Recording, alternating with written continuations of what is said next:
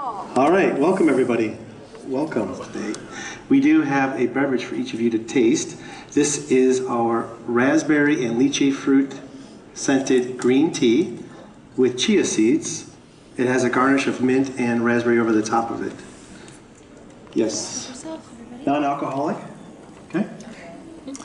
You know, as a chef, I'm sure you know the most popular question that I'm asked. Chef, what do you recommend? What do I have to eat? What do I have to try? What's your favorite? It's always difficult to answer the part about your favorite. I'm sure we all have that feeling. But what the question that doesn't come up is, what's your favorite festival? Or which festival do you enjoy the most? Or which festival should I not miss? It's this festival. It really is. It's pretty simple. This festival challenges our culinary team to think and act differently, to understand more about a culture, about traditions, about flavors, things that maybe we're not familiar with, including myself. This excites us. This challenges us. It is great to partner with our community leaders here internally in the resort, externally, and we get to bring another level of storytelling to life through Lunar New Year, our way, the Disney way. Okay? So what I'd like to do is just take you on a quick tour of some of the highlights. Gary already alluded to some of the flavors and textures, but I would like to point out things that maybe you don't want to miss. Okay? Again, for some of our guests, Lunar New Year represents some unusual flavors, maybe something new, something they're not familiar with. And for some guests, it's like, yes, you hit it home. This is what I grew up with. So for us, it's a great journey and adventure for both guests to see that we're paying attention to everybody, okay? I want to point out this particular dish right here. Somebody looked at it earlier and says, hot dogs and a bun. If you travel around in different bake shops, you'll notice that there's a hot dog bun, referred to as a Chinese hot dog bun. In fact, I was just in Montreal, and there it was in the shop. It was Chinese hot dog bun. It just looks like hot dog inside a pastry. But when you think about it, we're telling another story about, hey, guess where I'm at? Guess where you should be right now? Look at this. It's understated, clearly over-delivers in the story. Simple, sweet dough, savory, salty hot dog, sesame seeds, green onions. Again, just looks pretty simple, understated, over-delivered. Another level of storytelling is this is a basic pastry, pineapple, mango on the inside, a handheld pie. But if you notice the attention to detail with who's this on top? Mickey. Again, telling the story of where you are and where everybody should be. And the choice I made, I'm number one, I'm the best. Okay? This dish right here, the reason I mention it is, again, I love the handheld, I love this char siu flavor, the barbecue sauce that goes over the pork. Remember, there's sometimes in this food, you're gonna find a little bit of heat. Try the heat, see if you can get along with it. See if you can make it through, and then maybe find your limit. But there's a little jalapeno in there, so don't be scared, okay? All right, I'm gonna highlight, well, this crispy shrimp dish speaks for itself, pretty straightforward. Let's skip to dessert for a second. Again, think about what I said earlier, something unusual, something different.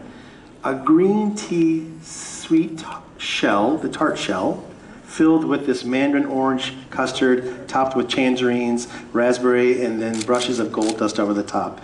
Now the true talent of a chef is if you could close your eyes, bite into something, and describe it to somebody, you should be able to get all those flavors I just described, tangerine, mandarin orange, and green tea, not one over the other.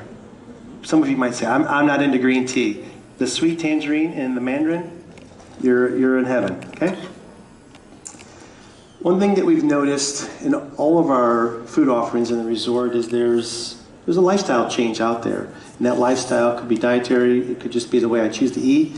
But right now we're finding that there are a lot of our guests who prefer to eat something that's just plant-based, but plant-based that maybe looks and acts like a protein. So this particular protein here, as Gary referred to, is oomph. It looks and acts like chicken, but it's got full flavor, this vegetable stir fry. Again, I'm one who likes to eat everything. I still like to eat this. Okay. All right.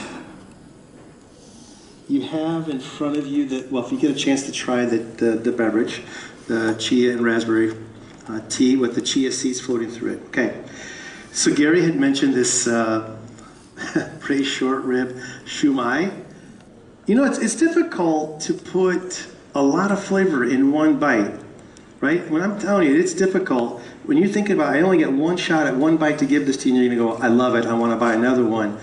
This here has slow braised short rib. It has two different sauces, the sriracha mayonnaise, and then this sweet spicy glaze, pickled cucumbers, a lot going on in this little dish. The fan favorite is back from last year's, the 3-cup chicken.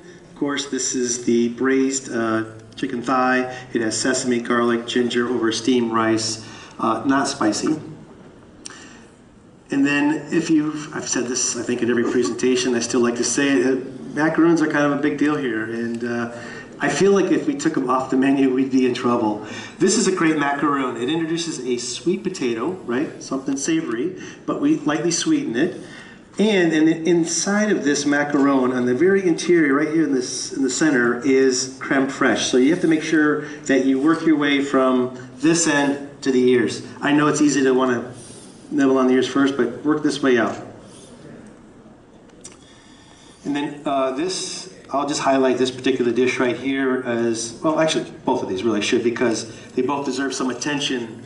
Tender chicken meatballs served warm with this glaze over the top, and then you have this room temperature noodle salad with pickled vegetables in there. Okay, this is the hot and cold together crispy vegetable egg roll. On the bottom is a chilled garlic sesame noodle salad, and returning, of course, is the sweet egg tart. All right, so I think I could be saving the best for last. I could be scaring some of you off, but I'm never going to shy away from our piece de resistance, our whole crispy tilapia, cooked to order, served with this fragrant chili lime vinaigrette, some braised spinach. Even if you don't enjoy looking at it, have someone order it, take the fish off the bone, and then serve it to you. Well, that's what family's for anyways, right? I'm telling you, I know it's something that it takes a little bit to get used to, but I'd hate for you to miss out on the flavor experience. And of course, you can say, I've had whole fish, it's not my cup of tea. But, all right, and it's served family style with steamed rice and soup. Just, well, let's see, two other. This, again, how do you tell a story in food that is, it's not maybe as exciting as grilled chicken or fragrant pork, this tempeh, but when you create it in a shape that's Mickey and it's crispy, tempeh is a soy product. It is crispy on the outside, a little sweet on the inside. This is something that the chefs really had to lean into, had to really figure out, well, how does this stuff work? Again, you'd be pleasantly surprised how much you might enjoy it. Okay? Here are what separates, I think, this banh mi from what maybe you've had before, or even myself, is the fact that we're grilling this pork belly. Keep in mind, there is some heat in there. We sliced the jalapenos thick enough so that if you decide I've had enough, I can take a few off. But like I said, I challenge you just to try one. You know, the heat alone just creates a sensation that makes you almost want to have another bite, or maybe a drink of something, but don't be scared. Yeah. All right, and then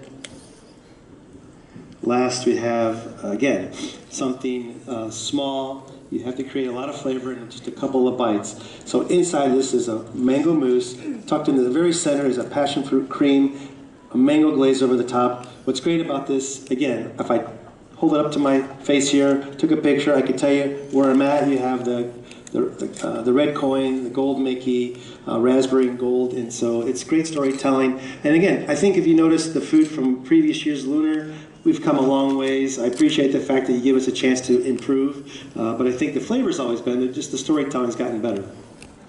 All right. These are the highlights. These are the must-haves. I think I've covered it all. Again, I'm really grateful that you took the time to come out here to see this. I will be around to answer more questions, and maybe Gary wants to add something to this story. Then. Let's give Chef John a hand. Yeah. Thank you. He and his team have put together some incredible, delectable holiday delights.